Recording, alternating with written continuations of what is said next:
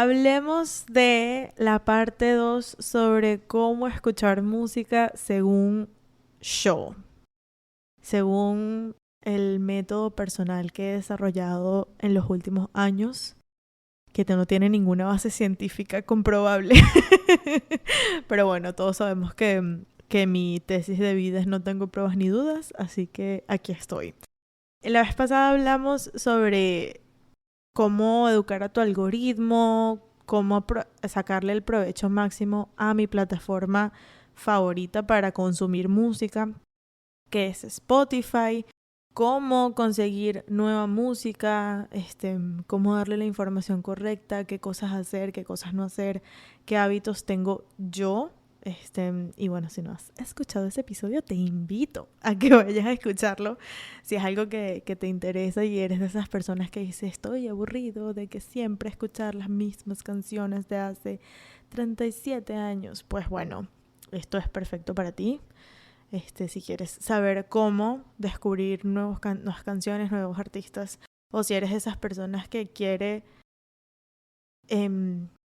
conseguir más información sobre las mismas canciones y los mismos artistas que ya conoce y no está como tan ubicado de que esa información en realidad está súper accesible a ti, que no es nada difícil de llegar a ella. Entonces, bueno, de eso hablamos la vez pasada. Y fue muy largo, entonces decidí que para esta segunda parte iba a dejar el cuento de cómo escucho música yo, ya no en términos de hábitos y así, sino como en términos de por qué pasa o cuál es el tren de pensamiento por el que pasa mi cerebro cuando mis oídos perciben música. Yo estudié música clásica por muchísimos años y mi cerebro fue, y por esa razón mi cerebro fue entrenado de una manera muy específica para percibir la información que entra por mi cerebro. Yo siento que ser capaz de describir lo que escuchas es una capacidad, primero que tengo que aclarar que es una capacidad que tiene absolutamente cualquier persona y que además voy a asomar que esto es otro tema del que quiero hablar en otro episodio porque es una conversación que me encuentro teniendo constantemente en la que decimos así como que no, es que yo no soy bueno para eso. No, es que yo no sirvo para eso. No, bueno, es que yo nunca he hecho eso porque como que eso no es lo mío. Y damos por sentado que las capacidades o las habilidades naces o no naces con ellas como que instaladas en el software y no son algo que se desarrolla con los años y años y años de repetición, de ensayo y error y de alguien ayudándote y guiándote, pues. Entonces, lo primero que quiero decir es eso, escuchar música o ser capaz de analizar lo que tus oídos están percibiendo es una capacidad y una habilidad que absolutamente cualquier persona puede desarrollar. Y que lo único que toma realmente, bueno, no lo único que toma, pero yo diría que lo que toma principal, lo principal que necesitas y que realmente no es tan difícil como la gente se podría imaginar porque nosotros ya sabemos hacerlo con naturaleza, de manera visual. Siento que estamos mucho más, como que se desarrolla mucho más el sentido de describir lo que vemos, incluso describir lo que probamos en cuanto a comida, lo que probamos, tomamos, etcétera. Y lo que vemos es mucho más fácil de escribir, como que nos enseñan en la escuela como decir, ok, esto es tal color, esto es otro tal color, este es más brillante, este es más oscuro, este es más cálido, este es más frío, este es más intenso, este es más opaco. Ese tipo de adjetivos con los que describes las características de algo que estás viendo, supongo que es mucho, bueno, no me queda muy claro que sea mucho más fácil cuando es algo visual porque puedes verlo, porque siento que lo podemos hacer incluso con cosas que no como que vemos tangiblemente enfrente de nosotros, sino que visualizamos en nuestra cabeza y somos capaces de describirlo. Y pues ese mismo proceso de escuchar, sí, como de recibir información que no necesariamente es tangible, que no necesariamente está enfrente de ti, que no necesariamente puedes tocar y aún así describirla, es algo que todos somos capaces de hacer. Luego también aprendí, pero te estoy diciendo que esto lo aprendí hace como 8 meses o así. Aprendí que eso forma parte de la imaginación abstracta, que eso es como algo que yo nunca había como escuchado ese concepto y de hecho lo aprendí viendo una clase de marketing y de diseño gráfico, de marketing no, viendo una clase de branding y de diseño gráfico en la que hablaban sobre la imaginación abstracta que tiene que ver con completar cosas y ser capaz de recrear, de visualizar, de imaginar y de crear cosas que no están completas, que no están perfectas, que no son tangibles, que no necesariamente están justo enfrente de ti.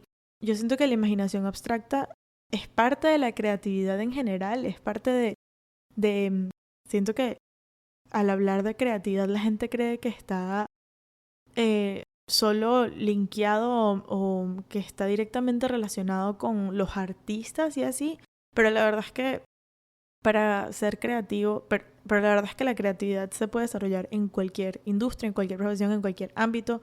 Y de hecho, soy de las que piensa que la creatividad es la solución de problemas, más que tener una vena artística o no. Siento que es cuando hay algo que falta y tú eres capaz de crear algo donde no había algo antes.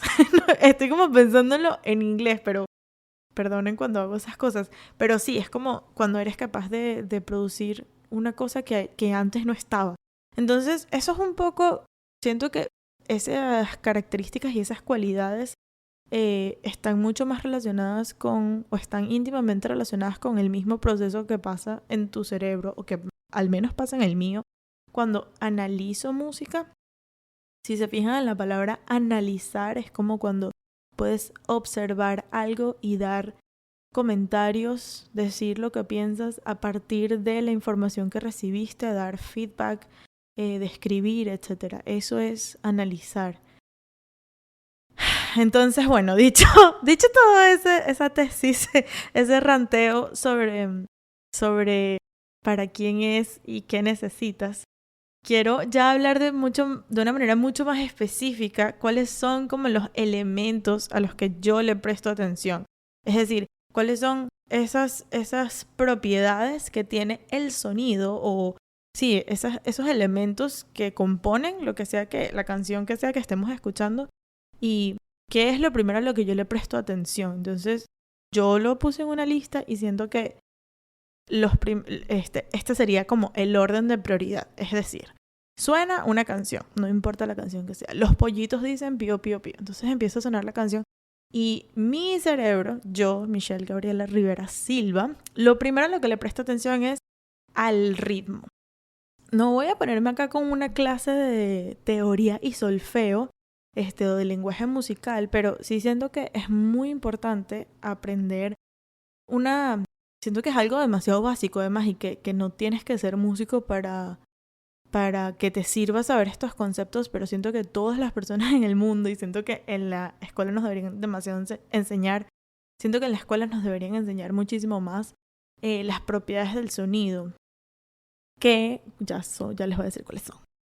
Que según Google son la intensidad, que en este caso vendría siendo el volumen, el tono, que en este caso vendría siendo la altura, timbre, que en este caso vendría siendo qué es lo que está reproduciendo ese sonido que tiene ese timbre característico que no tiene ninguna otra cosa en el mundo, único, y la duración que vendría siendo el ritmo.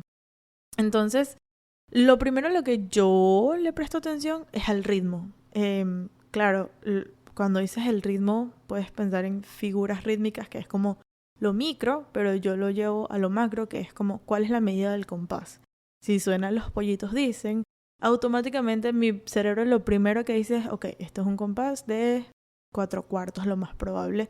Y la subdivisión es binaria, porque la subdivisión inmediata serían 2 corcheas por tempo.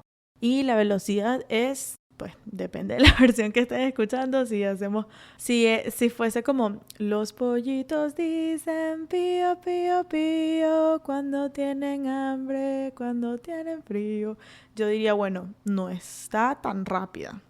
Si vienes de una orquesta, lo más probable es que digas, bueno, eso es como un andante, tirando andante moderato puede ser, o un alegreto, andante alegreto, que no es ni muy rápido ni muy lento, pero tampoco está como muy pesada la cosa, como que camina, pues. De ahí viene en italiano el usar el andante. Entonces, bueno, esas son como las primeras 3 subcosas dentro del ritmo. En el ritmo le presto atención a cuál es la medida del compás, cuál es la subdivisión inmediata, porque a veces un compás puede estar, o sea, puedes tener 4 tempos, pero la subdivisión puede ser ternaria. Entonces eso va a significar que ya el compás no es un compás de 4 cuartos, sino un compás de 12 octavos. Y luego, pues, si es una canción más rápida, más lenta, súper pesada, etcétera, etcétera. Otro disclaimer que a lo mejor debí haber hecho, pero no hice al principio, es que lo más probable es que sí use un poco bastante de terminología, que voy a hacer todo lo posible en explicar a lo más profundo, pero no me voy a poner acá a dar cátedra por la simple razón de que me tomaría demasiado tiempo y lo más probable es que ni siquiera lo entenderían porque necesitarías como una pizarra enfrente para explicártelo como visualmente y muchas cosas. Entonces voy a intentar explicar lo más posible, pero no todo lo voy a explicar a profundidad. La segunda cosa a la que le presto atención cuando suenan los pollitos dicen, en nuestro ejemplo que estamos usando, que es los pollitos dicen, es a la instrumentación. La instrumentación incluye voces, y si fuese solo voces, esa es la instrumentación. Con la instrumentación otras personas podrían llamarle el arreglo, aunque siento que el arreglo tiene muchos otros más elementos, pero me refiero a qué instrumentos, qué dispositivos que producen sonidos están involucrados en esto que estamos escuchando. Y de hecho, una cosa que hago es que a lo largo de la canción intento identificar todos los instrumentos a medida que van entrando y saliendo. En una canción pues normal que escuchamos hoy en día, lo más probable es que hayan varios instrumentos, y hoy en día como la música es tan como intervenida digital y con instrumentos no análogos sino digitales, a veces es imposible escuchar los 37 sintetizadores que le pone un productor a una canción, pero sí hay cosas como que le intento prestar mucha atención. Por ejemplo, me fijo en la percusión. Si es una percusión latina, de nuevo me cuesta muchísimo, pero a veces, por ejemplo, si fuese una canción pop rock, lo más probable es que tenga una batería y a veces tiene cosas como una pandereta, shakers como unos huevitos, o como percusión menor, algunos instrumentos de percusión menor, o de repente tienen un triángulo. Hay canciones como Pretty Please de Dua Lipa que tiene un freaking triángulo, y esa es la razón por la cual esa es mi canción favorita de todo Future Nostalgia de su álbum, es Pretty Please, y es porque tiene un freaking triángulo, ¿no? Entonces, bueno, intento prestarle atención a cuáles y ponerles nombre a los instrumentos que estoy escuchando. Entonces, de repente, después no solamente la percusión, sino luego paso a las guitarras. Entonces me doy cuenta que hay una guitarra acústica y una guitarra eléctrica que está súper distorsionada o lo que sea. Y luego hay un bajo. Entonces, a veces, dependiendo de la calidad de la grabación y de muchísimas cosas, puedo incluso soy capaz de diferenciar si es un bajo eléctrico o un contrabajo, dependiendo del estilo de la canción, dependiendo de muchísimas cosas. Hay veces que a mí me emociona, les juro que me emociona demasiado, que soy capaz de escuchar, a diferenciar cuando es un piano que fue grabado, que es un piano digital, o un piano que es, no sé cómo es, real. No sé si se llama un piano como si fuese como un piano acústico. Ajá, creo que esa es la palabra. Soy capaz de diferenciar cuando fue grabado con un piano digital o eléctrico, con un piano eléctrico o con un piano acústico, que la diferencia está en que el piano eléctrico le conectas un cable directo a la computadora o a donde estés grabando, el software de grabación, y se va a grabar directo de manera digital. Se va a... O sea, como que no sucede este proceso que sucede con un piano acústico, que es que tienes que ponerle un micrófono, que porque el sonido sucede en la vida real, en el espacio físico en el que está el pianista tocando, y de ahí tiene que pasar por un micrófono, y ese micrófono por ese cable, y luego la tarjeta de sonido y no sé qué, lo traduce de... ¿cómo se llama? De ondas, sí, de información real a información, que no se dice así, como de ondas sonoras físicas a digitales, como a información digital. No sé cuál es la terminología correcta, pero la traduce a algo digital y pues de allí después tú la puedes alterar en postproducción. Entonces hay veces que yo escucho un piano y soy capaz de decir, ay, qué cool, esto es un piano como real, que le tuvieron que poner un micrófono en la sala para poder grabarlo. Y la gran mayoría de las veces no es así, sino que ya es un piano eléctrico, que no oyes como las teclas o la silla o el pedal o ese tipo de cosas que sí se oyen cuando puede ser un piano acústico. Luego le presto atención a las voces, a las armonías que hacen, si hay como armonías en las voces, como que hay backing vocals, que hay gente como cantando segundas voces y armonías, etcétera. Le presto atención a toda la instrumentación. Y no simplemente, pero voy un poquito más allá, no voy de que solo, ok, estos son los instrumentos que hay, sino que intento además hacer como un mapa mental en mi cabeza de cuándo están entrando y cuándo están saliendo. Estoy escuchando y digo, ok, en este momento están sonando esto y esto y esto, y de repente se sale el bajo se calla por un verso, un compás o el puente o lo que sea, y digo, ok, en este momento que salió el bajo, entonces además salió el bajo y entra la guitarra acústica, que no había entrado hasta ahora. Y luego justo nada más en el coro le meten una pandereta que no suena en el resto de la canción, sino específicamente en el coro. Y luego está esta armonía de voces que solamente suena cuando se dice tal palabra. Entonces como que voy haciendo como un mapa mental, como una gráfica. Y de hecho, si alguna vez has estudiado dirección orquestal, vas a entenderlo demasiado bien porque es como el score. El score es este libro que utilizan los directores orquestales en el que están todas las partituras individuales de cada instrumentista en un mismo sitio. Y es también exactamente igual a lo que ve un productor en una estación de trabajo de audio digital, cualquier la que sea, Pro Tools o la que sea, y siempre saben esa foto de Instagram que ponen como de que están grabando o trabajando, editando y tal, produciendo, y se ven como todas estas bloques de colores y cada track es como un instrumento y así. Eso es una manera colorida y visual de ver un score. Lo que pasa es que el score está escrito antes de que lo toquen los instrumentistas y no y obviamente hace falta alguien que lo toque pues para que suene.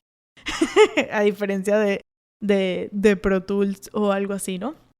Que le das play y pues ya está grabado, suena cada vez que le das play y punto, ¿no? Entonces, un score es como que, imagínense que el violín tiene una partitura, el violín 1, violín 2, cello, bajo, viola, medio por nombrar todos los instrumentos de la orquesta. Cada uno tiene su partitura que es solamente de ese instrumento, es decir, el del clarinete tiene que leer la parte que dice para clarinete y el del violín tiene que leer el que dice que es para violín 1 o para violín 2.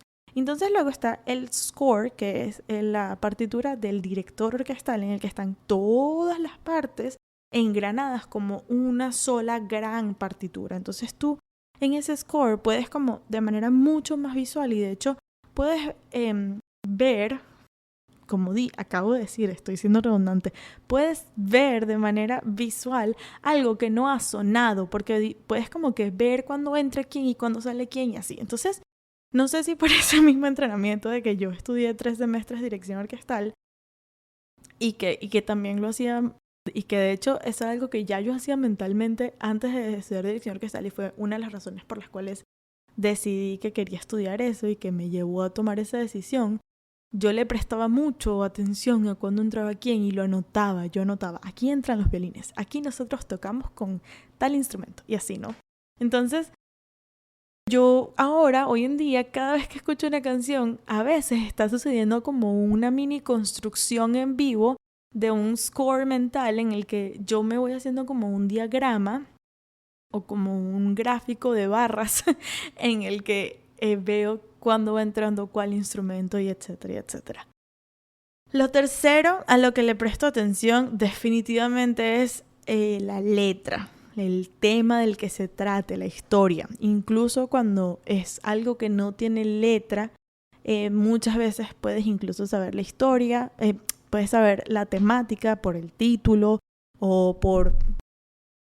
Incluso cuando no tiene letra, una canción, tú igual puedes saber como la temática por el título o porque estuvo inspirado, el compositor cuenta que estuvo inspirado en tal poema, en tal historia, en tal película y tal. Entonces siempre le presto mucha atención al contenido como de qué va, cuál es el storytelling, qué es lo que cuáles son los sentimientos que tú quieres, con los que tú quieres que yo conecte y que tú quieres que yo sienta para ver si me identifico y con cuál es, en cuál digo, wow, es que aquí conecté y aquí se transmitió súper bien. Eso es lo tercero a lo que le presto atención. Y en lo cuarto, que es una de mis cosas favoritas, pero que es en la que soy más mala, es en la que soy más amateur, es en identificar los géneros o las influencias. Es decir, luego de que yo sé que esta canción está en 4/4, que es una subdivisión binaria y que es lenta, luego le presté atención a que tiene una guitarra, un bajo, una batería y 2 cantantes. Y luego veo que se trata sobre despecho adolescente. Yo creo que solamente por esas cosas. Bueno, y vamos a cambiarle lo que dije del ritmo, de la velocidad. No voy a decir que es lenta, sino es rápida. Y que la guitarra es eléctrica. La mayoría de las personas pueden más o menos deducir que es either pop y lo más probable es que sea un pop rock, más tirando al rock. Y toda esa información que le presté atención al principio me puede ayudar a asociarla con los elementos que componen un género.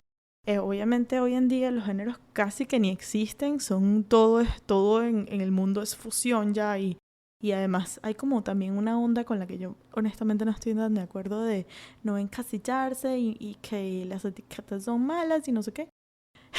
Perdón, yo me pongo parce cuando no estoy de acuerdo con una opinión, yo me pongo, bueno, eso no es parce, eso es como rola. Bueno, no sé. Hay como esta onda de que no quieren como ser etiquetados ni encasillados y tal. Pero yo soy de las personas que piensa que describir y ponerle nombre a las cosas es útil de una manera educativa y es necesaria y es importante y no es algo malo y no tiene por qué como limitarte, ¿no? Ay, necesito agua, espérense. Entonces, cuando ya yo sé, por ejemplo, vamos a poner otro ejemplo diferente, sin que suene una nota, yo empiezo y este a lo mejor es un ejercicio que podríamos hacer sin que ustedes estén físicamente escuchando ninguna nota. Vamos a suponer que tiene una canción, suena una guitarra acústica, pues, no una guitarra eléctrica. Suena unos bongos. Suena un piano. Suena un contrabajo. Y debe haber un instrumento de percusión. No sé si una güira o una charrasca. Un instrumento de percusión menor. No, hay unas maraquitas que son, no sé cuál es el nombre, pero bueno, al final todas las maracas son shakers.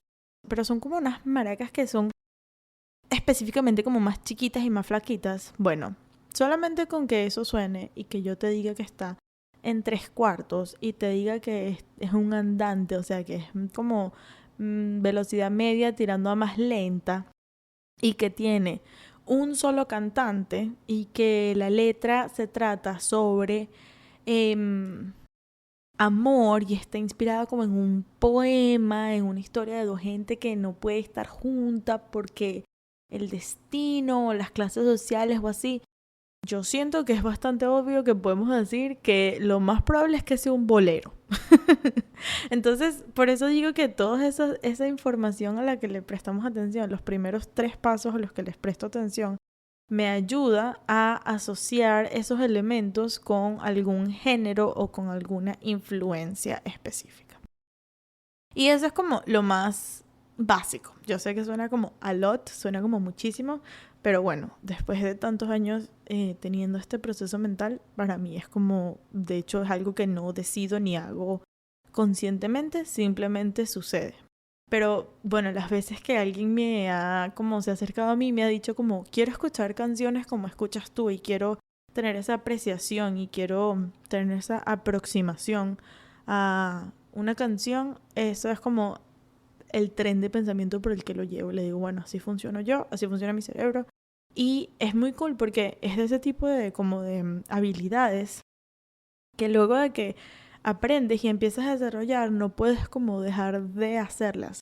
Es como que after you've seen it, you can't unsee it. Después de que lo viste, no puedes no verlo, ¿sabes? Después de que aprendes a oír así, no puedes no oír y no prestarle atención a esos elementos. Entonces es bien cool porque es como cosas que siempre han estado allí, pero que simplemente no te dabas cuenta y no las identificabas. A mí me pasó, por ejemplo, una vez que tomé un curso sobre tipografía, sobre fuentes y tal, y aprendí como todas las partes de una letra y la historia y cuáles son los tipos y por qué, bla, bla. Entonces, como que se abrió un mundo de posibilidades y entonces yo iba en la calle y todo me fijaba en las tipografías, o sea, en los letreros de los establecimientos me fijaba en la tipografía y la describía.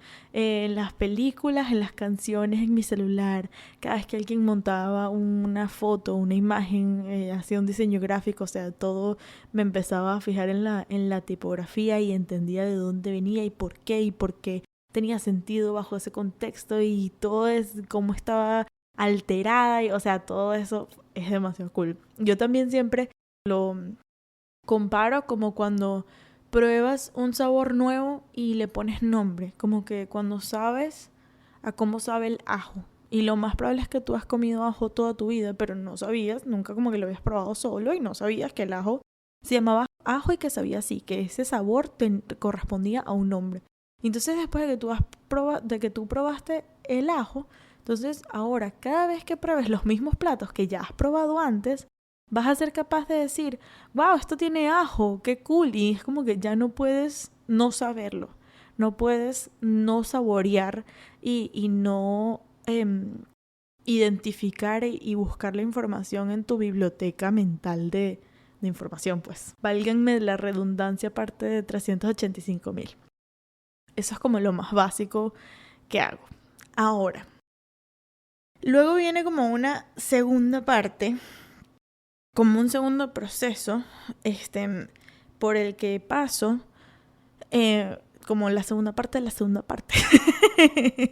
Sí, escuché una canción y me doy cuenta que de esos elementos quiero saber más. Sí, digo, ok, esto como que tiene algo aquí que quiero saber más profundo de dónde viene, etcétera, etcétera. Quiero, a veces pienso, de aquí podría sacar un posible análisis, podría enseñarle esta información a más gente. Quiero saber más, quiero ir más profundo. Entonces, estos son los otros 3 pasos que tomo después de que después de que tomo esa decisión de que quiero saber más. ¿Cuáles son esos 3 pasos? El primero que tomo es research en internet. Busco qué dijo el artista, si es un artista que está vivo y que tiene redes sociales, qué dijo el artista de su propia canción en redes sociales. Por lo general, además me pasa con canciones que son más o menos recientes, como de un año o que salieron hace un año o menos, entonces no es tan difícil como scrollear en la red social del artista y ver cuando posteó la portada de ya está afuera mi tal canción. Y entonces hablan de cuando escribí esta canción me estaba pasando esto y esto y esto. Y entonces ponen que sí los créditos, gracias a las personas que me ayudaron a tal. Entonces ya allí puedes como obtener información de dónde viene esta canción, cuál es su historia, etcétera, etcétera. Lo segundo, como ya dije, pues le presto atención a los créditos de quienes participaron. Esto lo puedes ver en el mismo post. A veces no lo ponen en el post de Instagram o así, entonces a veces lo puedes ver en la descripción de YouTube. Busco la misma canción en YouTube y veo los créditos en la descripción. A veces tampoco lo ponen allí, entonces hago cosas como que las busco en Genius, que es una página que se escribe Genius, que es como así todo un amarillo bien fosforescente, Genius. Ellos son, a lo mejor si les digo esto, los van a ubicar más rápido. Ellos son los que en YouTube entrevistan artistas y hacen que los artistas hablen sobre la letra de su canción. Entonces, lo que Rosalía dice sobre Saoko. Entonces, Rosalía va como recitando o cantando los versos de la canción y como que va contando la historia y dice, ay, en este verso me refiero a esto, aquí estoy haciendo referencia a esto y así, así, así. Entonces, esos son Genius. Y entonces ellos también suben las letras de las canciones a su website. Y si tú scrolleas hasta el final, puedes ver los créditos. Y muchas veces puedes conseguir los créditos de los performers. Es decir, no solamente del artista, de la casa disquera o del productor o de los compositores, los autores, sino que a veces, if you're lucky enough, si eres lo suficientemente suertudo, puedes conseguir quién fue el guitarrista, quién fue el bajista, quién fue el baterista, quién la mezcló, quién la masterizó, quién hizo el cover art, ese tipo de cosas, ese tipo de créditos los puedes conseguir allí.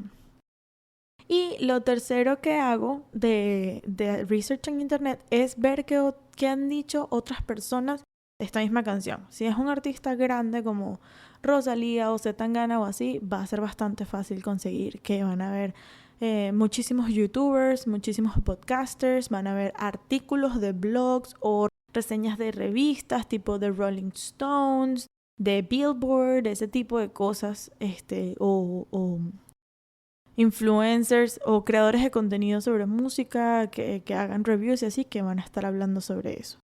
Si es un artista que no es tan grande, va a ser más difícil, pero de todas maneras lo hago porque pues siempre puede haber como una reseña de una revista o de un periódico que quiso como entrevistar a este artista. Entonces eso es lo primero, research en internet. Luego entonces a partir de ese research en internet puedo entonces buscar las referencias musicales. ¿A qué me refiero con eso?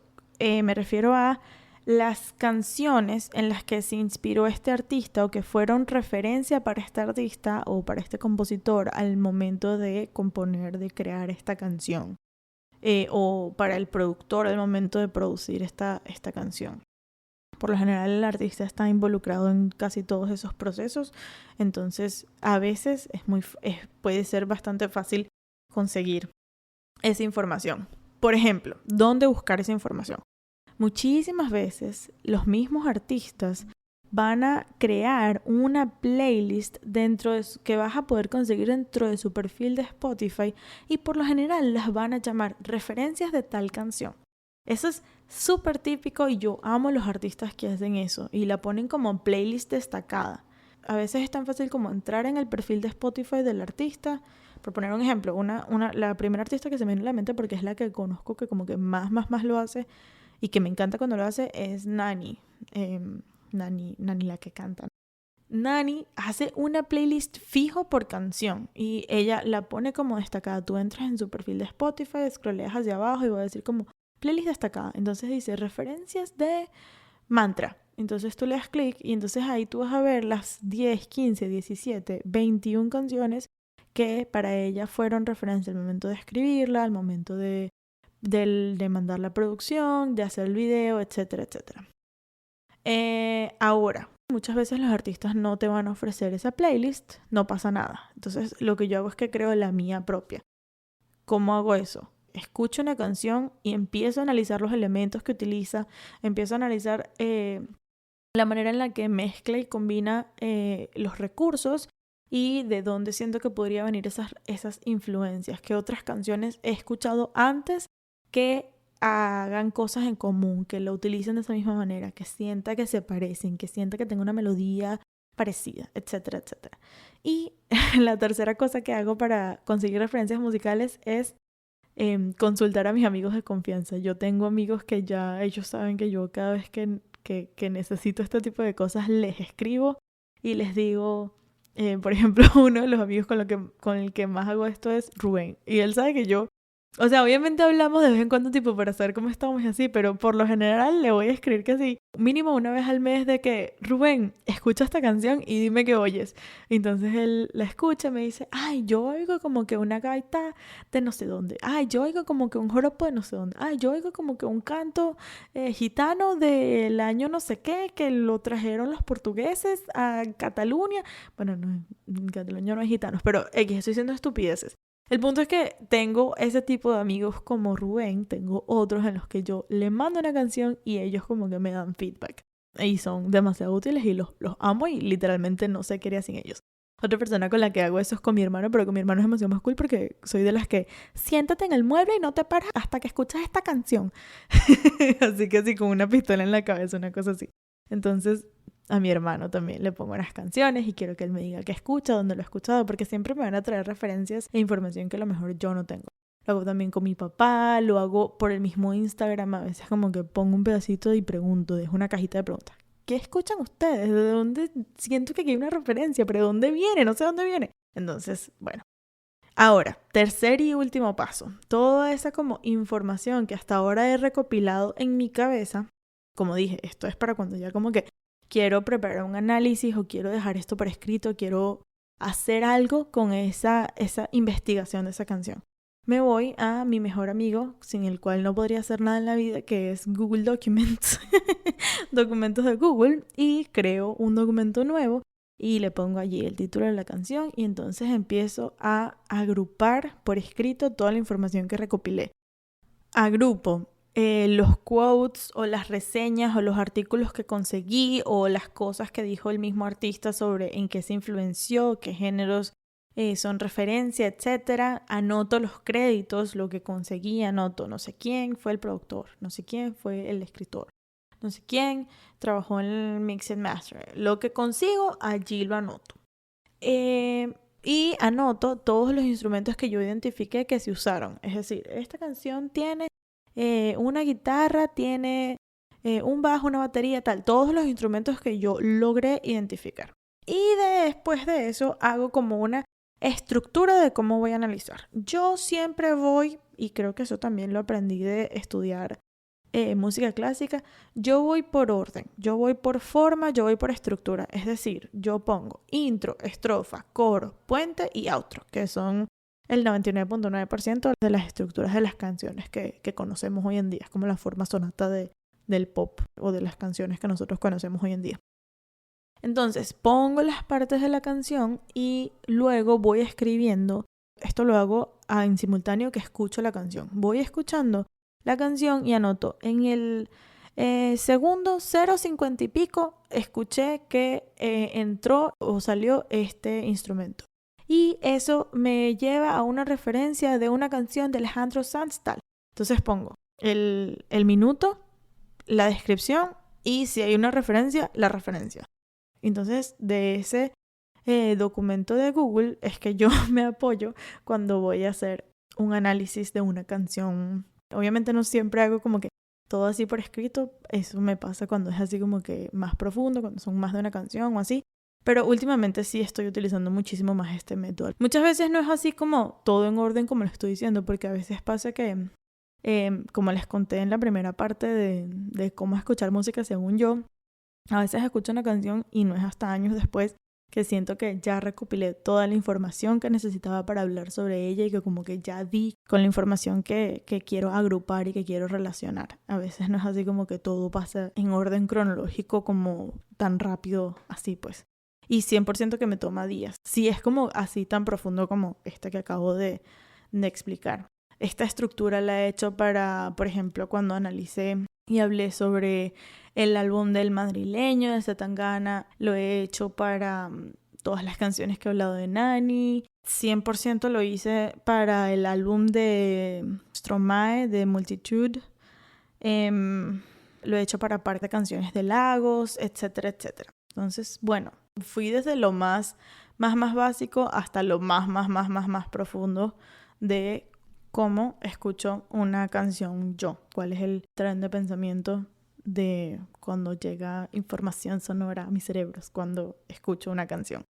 Y pues ya, eso es todo, ese es el fin. No pensé que me iba a tomar tan poco tiempo, honestamente sentí que me iba a tomar muchísimo más.